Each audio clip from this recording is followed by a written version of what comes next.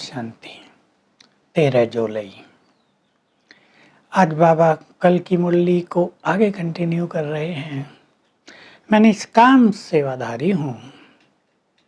मनुष्यों को तो इच्छा होती है कि जब हम बूढ़े हो जाएं तो बच्चे हमारी संभाल करें। हमने बच्चों की संभाल की है। मुझे ये सब कामनाएं नहीं है। मैं संपूर्ण निष्काम हूँ। तो मैं सब कुछ देकर वानप्रस्थ में जाकर बैठ जाता हूँ। मैं कभी बूढ़ा होता ही नहीं।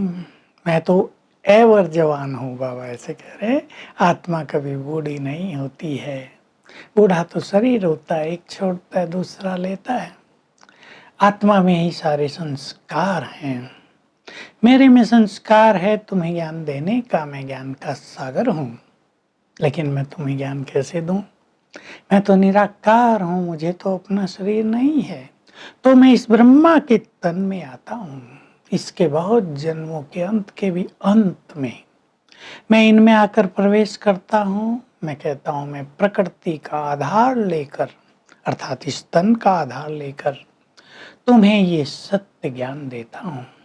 इससे तुम्हारी सद्गति होती है और इस धरा पर मैं हेवन स्थापित कर देता हूँ।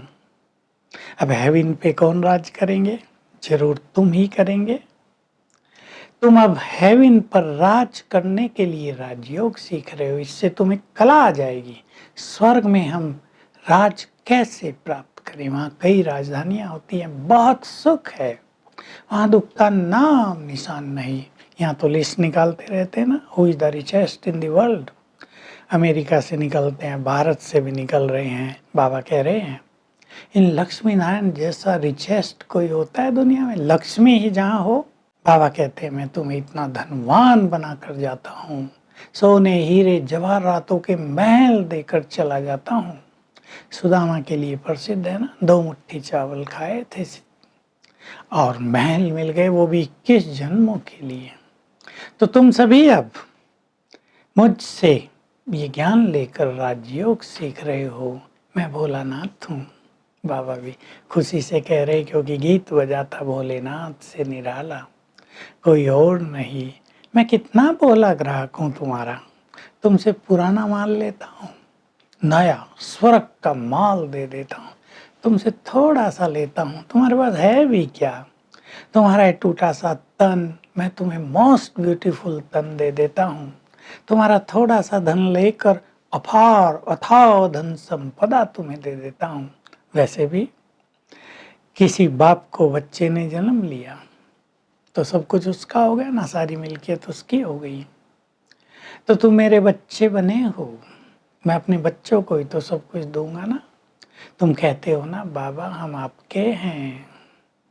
बच्चे बहुत प्यार से बाबा से मिलते हैं। मैं भी प्यार का सागर, तुम बच्चों को बहुत प्यार करता हूँ, तुम्हारे लिए सब कुछ करने आ गया हूँ।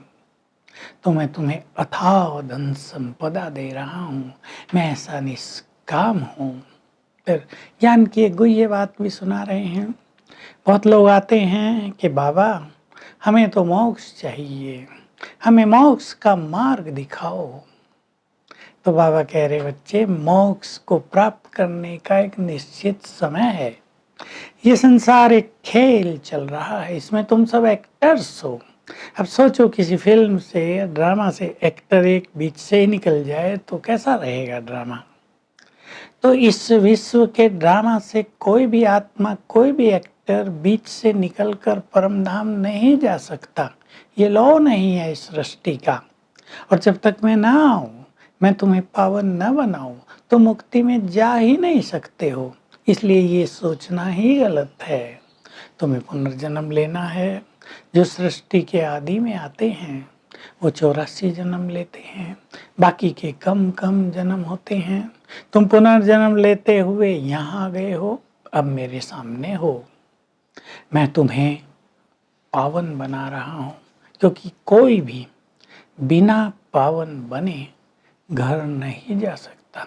मुझे ही तुम बुलाते रहे, हे पतित पावन आओ, हे लिबरेटर आओ। ब्रह्मा विष्णु शंकर को भी पतित पावन नहीं कह सकते। मैं तुम्हें ज्ञान देकर पावन बनाकर गया था, इसलिए चैतन्य में मेरी पूजा करते हो, मेरा शिवलिंग बनाते हो, जड़ शिवलिंग बनाते हो, पूजा पाठ करते हो। देवी देवता भी यहाँ होकर गए हैं, इसलिए उनके चित्र बनाते हो, मंदिर बनाते हो, उनकी महिमा गाते हो। देखो जैसे नेहरू होकर गए तो उसका चित्र रखते हैं, महिमा गाते हैं, भाई नेहरू जी ने ये बड़े बड़े काम किए। तो मैं भी जब तक ना आऊं तब तक मेरी महिमा का पता कैसे चले? तो मैं भी आकर कार्य करता हूँ। ये बहुत ही गुह्य बात है ज्ञान की।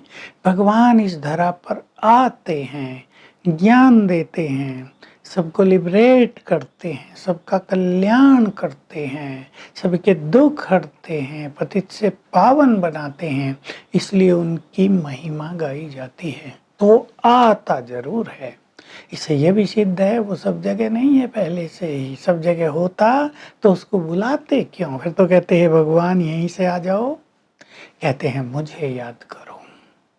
तो माया तुम्हें तंग नहीं करेगी, मूर्छित नहीं करेगी। तो मुझे भूल जाते हो, फिर शिकायत करते हो कि बाबा माया हमें बहुत तंग करती है। इसलिए तंग करती है, तुम याद में नहीं रहते हो। ये योग की अग्नि है। जैसे सोने में खाद पड़ जाए, अलौय आ जाए तो उसको अग्नि में डाल के शुद्ध किया जाता है। ये योग भी अग्नि है। जब तक तुम इसमें न तपे तब तक तुम संपूर्ण सच्चा सोना नहीं बन सकोगे। तो मैं आया हूं तुम्हें ये राजयोग सिखाने। तुम तो कहते हो ना हमारा सब कुछ तुम्हारा बाबा, तो बाबा एवजे में, रिटर्न में तुम्हें सब कुछ दे देता है। तो हम विचार करें, हमने सब कुछ बाबा का कर दिया है या मोह ममत्व है? तन भी तेरा, इसका अर्थ ये तो नहीं कि तन छोड़ देंगे, लेकिन तन से आसक्ति मिट जाए और हम आत्मिक स्वरूप में स्थित हो जाएं।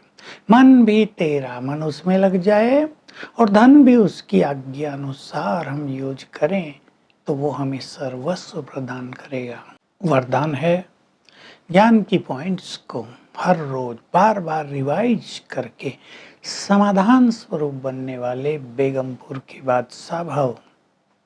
देखिए जिनको ज्ञान की पॉइंट्स याद रहती हैं और वो इसको प्रैक्टिस में लाते हैं, वो हर समस्या का सहजी समाधान कर लेते हैं। ड्रामा के ज्ञान की पॉइंट्स को हम याद रखेंगे तो सदा बेफिक्र रहेंगे। तो हैमर से, हथौड़ों से समस्याओं के पहाड़ों को तोड़ने में समय नष्ट न करो, थक जाओगे।